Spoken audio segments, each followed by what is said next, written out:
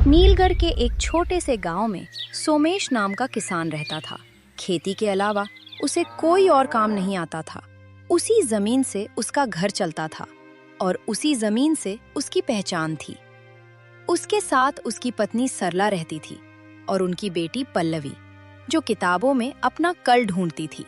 पल्लवी के बापू, डिब्बे में एक दाना अनाज नहीं बचा। आज रात तो जैसे तैसे निकल जाएगी, पर कल सुबह क्या बनाएंगे? पल्लवी को कॉलेज भी जाना है। जमीन ने दगा दे दिया सरला। कल तक जो फसल लहलहा रही थी, आज वो बारिश के कीचड़ में दब गई है। अब बारिश रुके या ना रुके, कोई फर्क नहीं पड़ता। पल्लवी अपनी टूटी हुई खिड़की से बाहर देख रही थी। माँ, बापू, देखो, सेठ गिरधारी आ रहे हैं।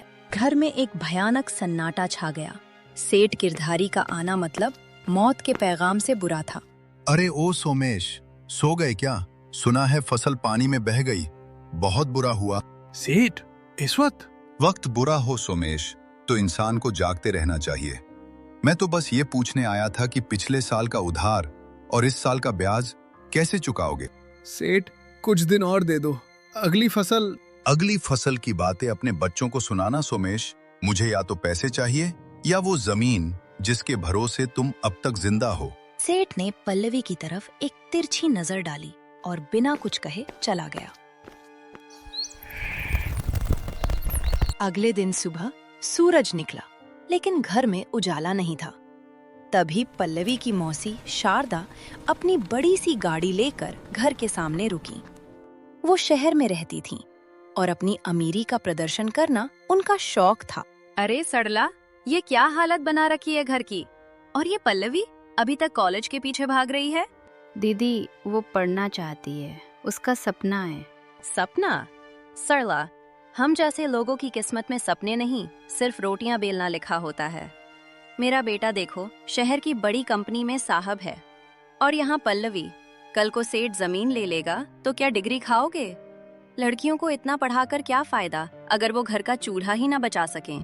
मौसी, शिक्षा ही जो हमें इस चूल्हे से बाहर ले जाएगी। जुबान भी खूब चलने लगी है। सरला, मैं तो मदद करने आई थी, पर यहाँ तो तेवर ही अलग हैं।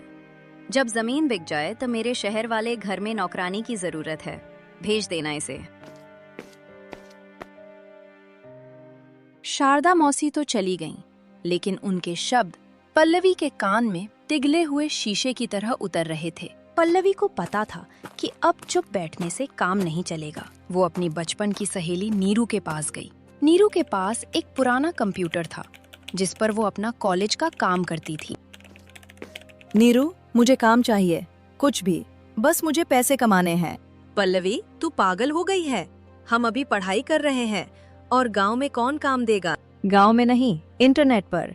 मैंने सुना है वहाँ लोग डेटा एंट्री और छोटे कामों के पैसे देते हैं।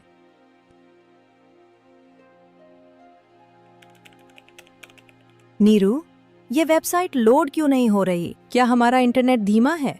धीमा नहीं, मरा हुआ है पल्लवी। तू सब्र रख, गांव की हवा है, रुक रुक कर ही चलेगी। दोनों ने मिलकर एक पुरानी वेबसाइट पर लॉगिन किया। पल्लवी ने रात रात भर जागकर डेटा एंट्री का काम शुरू किया। आंखें सूज जाती थीं, उंगलियों में दर्द होता था, लेकिन उसे सिर्फ अपने बापू की वो खाली जमीन ते याद आते थे। नीरू, आज 7 दिन हो गए, मैंने 500 फाइलें पूरी की हैं। आज पैसे आने चाहिए। देख, ईमेल आया है। पल्लवी और नीरू उत्साह के साथ ईमेल पढ़ते हुए। Your account has been suspended due to quality issues. No payment will be processed. Pallavi और नीरू का चेहरा सफेद पड़ जाता है। नीरू, शायद मौसी सही कह रही थी। शायद मैं कुछ नहीं कर सकती। मैं अपने बापू की जमीन नहीं बचा पाऊंगी। पल्लवी, ये सिर्फ एक वेबसाइट थी, पूरी दुनिया नहीं। हम फिर कोशिश करेंगे। जब पल्लवी घर पहुंची, सेठ गिरधारी फिर से वहां मौजूद था और इस बार उसके हाथ में कुछ कानूनी कागज थे। देखो सोमेश, बहुत प्यार से समझा रहा हूँ। ये लो कागज और यहाँ अंगूठा लगा दो। ब्याज बहुत बढ़ गया है, तुम 7 जन्मों में भी नहीं चुका पाओगे। जमीन मेरे नाम कर दो, मैं तुम्हें 50,000 रुपए नकद भी दूंगा घर चलाने के लिए। सेठ, ये जमीन मेरे पुरखों की है, मैं इसे कैसे दे दूं? तो फिर कल सुबह तक मेरे पूरे 2 लाख रुपए चुका दो, नहीं तो कल दोपहर को मेरा ट्रैक्टर तुम्हारी इस जमीन पर चलेगा। सेठ कागज मेज पर छोड़कर चला गया।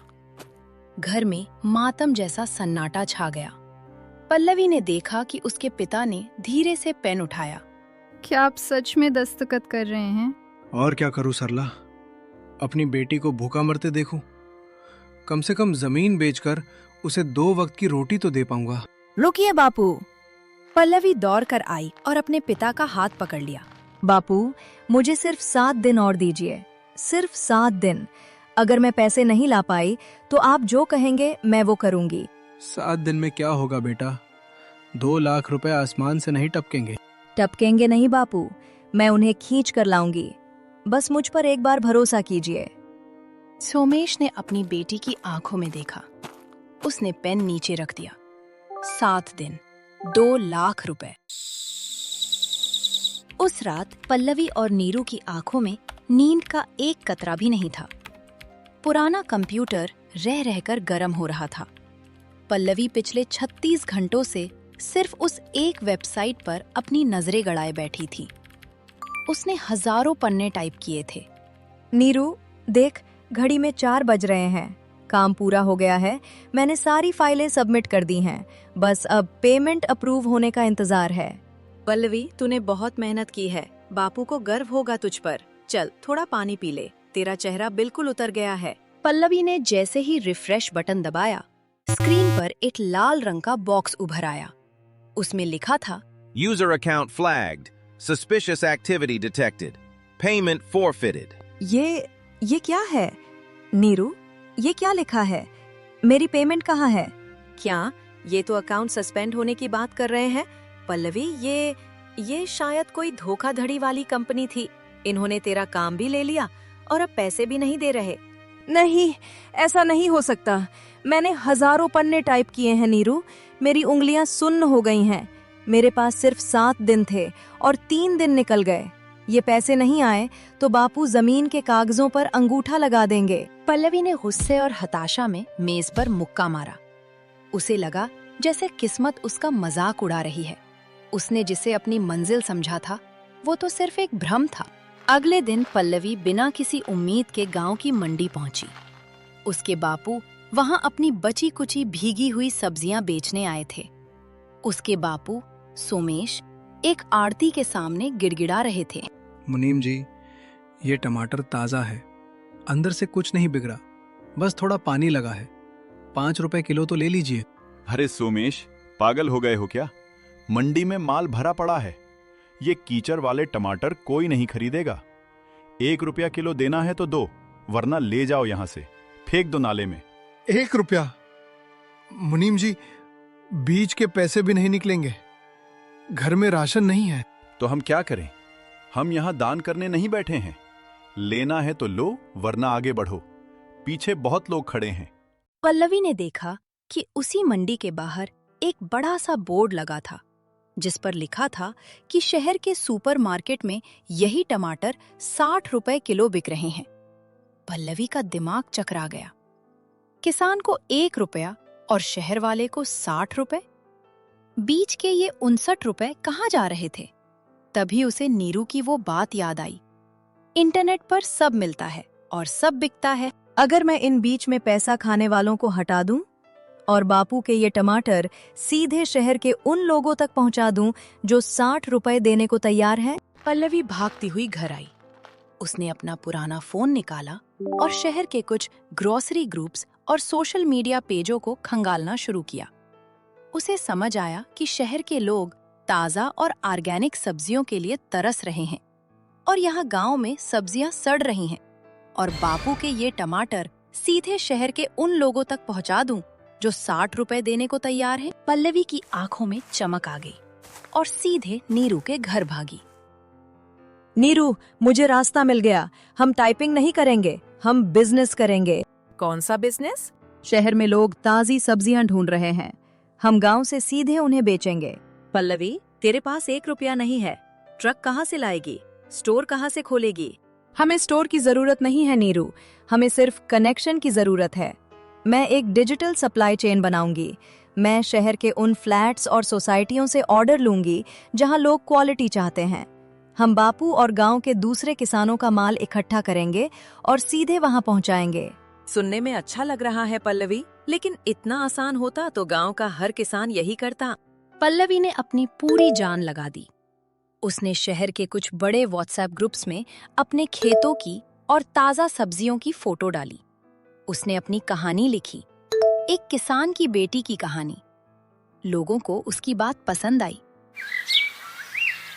2 दिन के अंदर उसे एक बड़ी सोसाइटी से 500 किलो सब्जियों का ऑर्डर मिल गया। बापू, आज सब्जियां मंडी नहीं जाएंगी, आज हम इन्हें शहर भेजेंगे।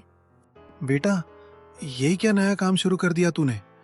अगर शहर वालों ने पैसे नहीं दिए तो? अगर माल रास्ते में खराब हो गया तो? बापू, भरोसा रखिए, इससे बुरा और क्या होगा। सेठ तो वैसे भी जमीन छीनने आ ही रहा है, एक बार मुझे कोशिश करने दीजिए। पल्लवी ने गांव के 3-4 किसानों को मनाया। उसने अपनी मौसी से कुछ पैसे उधार मांगे थे, लेकिन उन्होंने साफ मना कर दिया और उल्टा ताना दिया कि चूहे पकड़ने वाली बिल्ली अब शेर का शिकार करेगी। हार मानकर पल्लवी ने अपनी सोने की छोटी सी कान की बालियां गिरवी रखीं और एक छोटा सा टेम्पो किराए पर लिया। भैया, ध्यान से चलना, ये सब्जियां नहीं, मेरी जिंदगी है। शाम 5 बजे तक सोसाइटी पहुंच जाना चाहिए। चिंता मत करो बहन, 5 बजे से पहले पहुंचा दूंगा। टेम्पो निकल गया। पल्लवी और नीरू मोबाइल लेकर बैठी रहीं। 4 बज गए, 5 बज गए, 6 बज गए। टेम्पो नहीं पहुंचा। अचानक आसमान में काले बादल छा गए और वैसी ही भयानक बारिश शुरू हो गई। भैया, कहाँ हो आप? लोग वहाँ इंतजार कर रहे हैं। दीदी, रास्ते में पहाड़ का हिस्सा गिर गया है, रास्ता जाम है, ऊपर से ये बारिश, माल भीग रहा है। मुझे नहीं लगता मैं आज पहुँच पाऊंगा। नहीं भैया, ऐसा मत कहिए, कोशिश कीजिए, किसी और रास्ते से जाइए। कोई रास्ता नहीं है दीदी, गाड़ी कीचड़ में फंस गई है। अब कल सुबह ही कुछ हो पाएगा। सुबह जब रास्ता खुला और टेम्पो शहर पहुंचा, तब तक 15 घंटे बीत चुके थे। गर्मी और उमस की वजह से आधी सब्जियां सड़ चुकी थीं। जब पल्लवी सोसाइटी पहुंची, तो वहां के मैनेजर ने उसे खूब खरी खोटी सुनाई। ये कचरा देने आई हो तुम? हमें ताजा माल चाहिए था। हमारा कॉन्ट्रैक्ट कैंसिल, और जो माल हमने लिया है उसका आधा दाम भी नहीं मिलेगा। ले जाओ ये सड़ा हुआ माल यहाँ से। उस मैनेजर की आवाज पल्लवी के कानों में किसी सायरन की तरह बज रही थी। नीरू, मैं क्या करूं?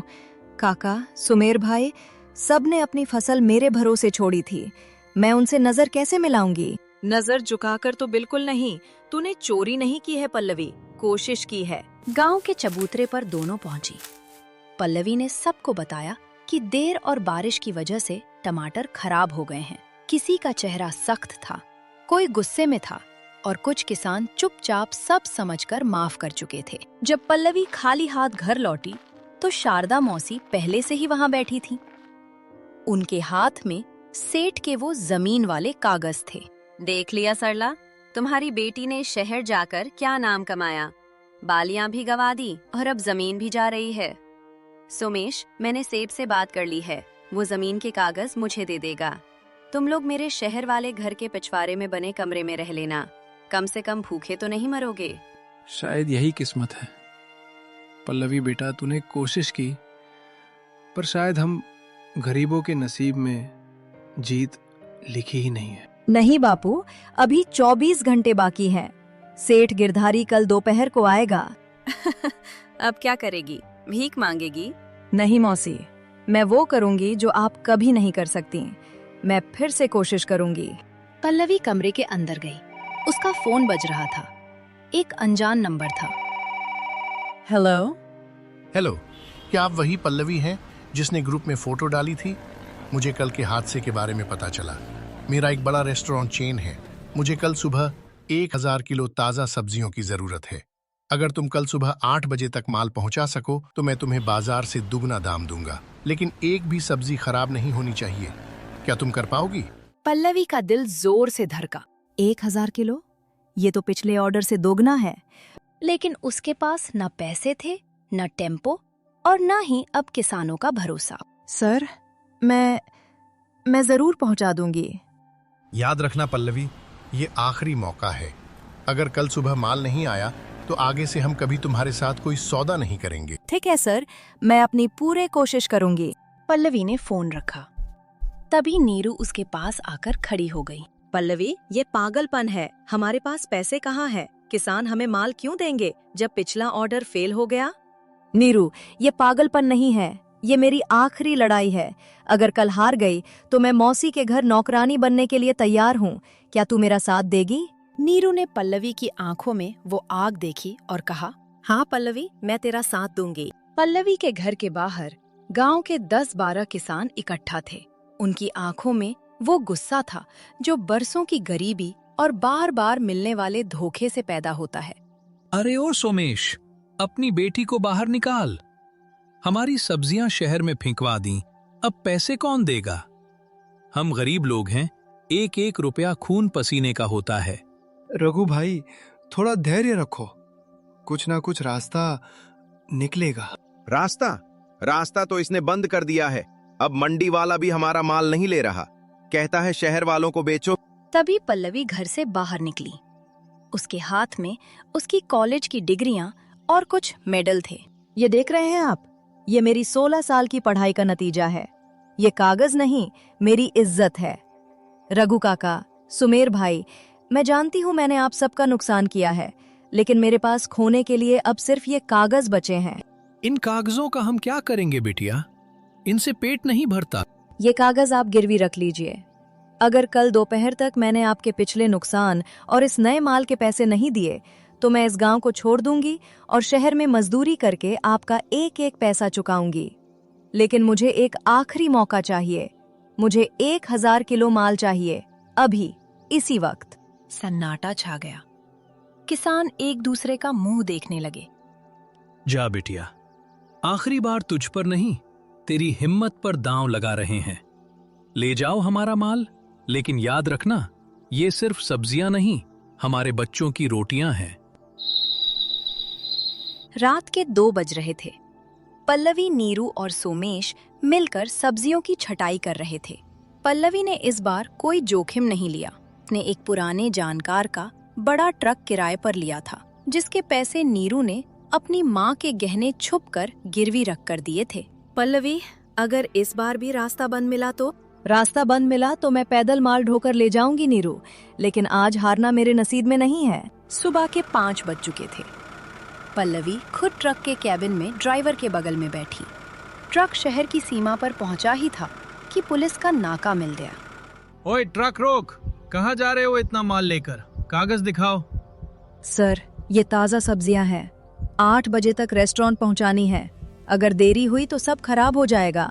कागज चेक होंगे, एंट्री होगी, 2 घंटे लगेंगे। किनारे लगाओ गाड़ी। पल्लवी के पास 2 घंटे नहीं थे। उसने घड़ी देखी, 7:15 बज रहे थे। सर, आप अपनी ड्यूटी कर रहे हैं, मैं अपनी। अगर किसान की बेटी आज अपने बापू की जमीन नहीं बचा पाई तो कल कोई किसान अपनी बेटी को नहीं पढ़ाएगा। आप मुझे रोक सकते हैं, लेकिन इस ट्रक को नहीं। पल्लवी की हिम्मत देखकर अधिकारी का दिल पसीज गया। उसने ट्रक को इशारा किया। जाओ बिटिया, भाग ले अपनी मंजिल की तरफ। उधर गांव में दोपहर के 12 बज चुके थे। सेठ गिरधारी अपने गुंडों के साथ सोमेश के घर के सामने खड़ा था। गांव के लोग तमाशा देखने इकट्ठा थे। शारदा मौसी भी अपनी बड़ी गाड़ी में बैठी मुस्कुरा रही थी। क्यों सोमेश, 12 बज गए, तुम्हारी बिटिया का कोई अता पता नहीं है। लाओ, अंगूठा लगाओ और ये घर जमीन मेरे नाम करो। 50,000 रुपए नकद दूंगा, ऐश करना शहर में। सेठ, बस आधा घंटा और, उसने कहा था वो आएगी। अरे सोमेश भाई, क्यों जिद कर रहे हो? वो शहर गई है, वहीं बस जाएगी। उसे तुम्हारी फिक्र होती तो अब तक आ जाती। साइन कर दो, बोझ हल्का होगा। रुकिए बापू। पल्लवी ट्रक से उतरी। उसके हाथ में एक काला बैग था। वो सीधे सेठ के पास गई और कागज उसके हाथ से छीन लिए। ये क्या बदतमीजी है? पैसे लाई है या खाली हाथ चिल्ला रही है? ये लीजिए सेठ, पूरे 2,10,000 रुपए, मूल और ब्याज दोनों। अब हिसाब बराबर। पूरा गांव सन्न रह गया। सेठ ने कांपते हाथों से पैसे गिने। सेठ का चेहरा पीला पड़ गया और वहां से भाग निकला। शारदा मौसी ने जब ये देखा तो उन्होंने चुपके से अपनी गाड़ी का शीशा चढ़ाया और वहां से खिसक ली। सोमेश ने अपनी बेटी को गले लगा लिया। पल्लवी ने किसानों को उनका पैसा चुका दिया और मुनाफा अपने पास रखा। 1 साल बीत गया। पल्लवी अब एक सफल बिजनेस वुमन थी। पल्लवी एग्रोटेक का नाम अब शहर शहर फैल चुका था। उसके पास अब अपनी गाड़ी थी, अच्छा घर था। पल्लवी, आज शाम को पुराने तालाब पर चले?